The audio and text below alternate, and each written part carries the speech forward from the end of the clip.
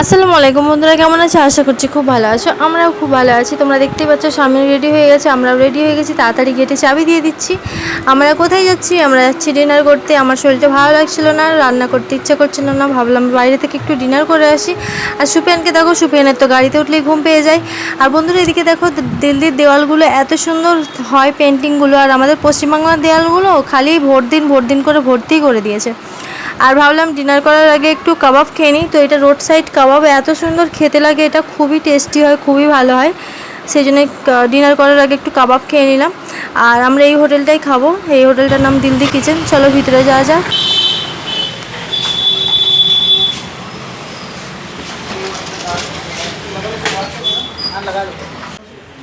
सलाद लगा देना अलग से।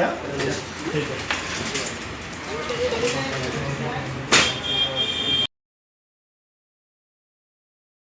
और वो कहाँ ला दो, रोटी ला दो, ठंडा हो जाएगा।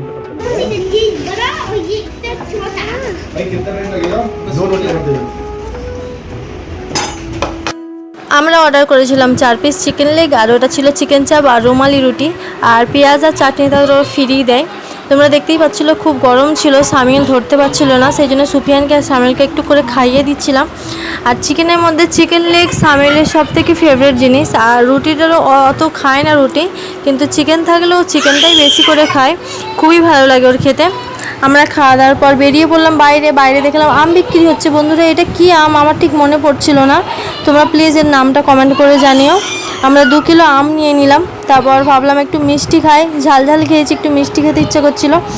এখানের বন্ধুরা প্রায় দোকানই এরকম ভিতরের দিকে আর রাস্তায় দাঁড়িয়ে খেতে হয়, সেই জন্য আমরা একটু মিষ্টি খেয়ে নিলাম সবাই মিলে।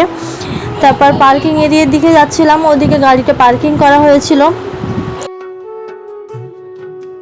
এবার আমরা বাড়ি ফিরবো, অনেক রাত হয়ে গেল। খাওয়া দাওয়া করতে করতে কখন যে 2 ঘন্টা কেটে গেল বোঝাই গেল না। 11টার মতো বাজে। বাড়ি ফেরার সময় আবার পেট্রোলটা শেষ হয়ে গেল। পেট্রোল ভরিয়ে তাড়াতাড়ি করে আবার বাড়ির দিকে রওনা দিলাম। আমি জানি বন্ধুরা, আমার মতো অনেকেরই ভালো লাগে ডিনার করতে, আর কাদের ভালো লাগে যে রান্না না করে ডিনার করতে যেতে, আমাকে প্লিজ একটু কমেন্ট করে জানিও। আর এটা আমাদের বাড়ির গলির ভিতরে চলে আসলাম, আমার বাড়ির সামনেই চলে আসলাম গেটের কাছে। তো আমি এসে আগে আম দুটো একটু ঠান্ডা পানিতে ভিজিয়ে দিলাম।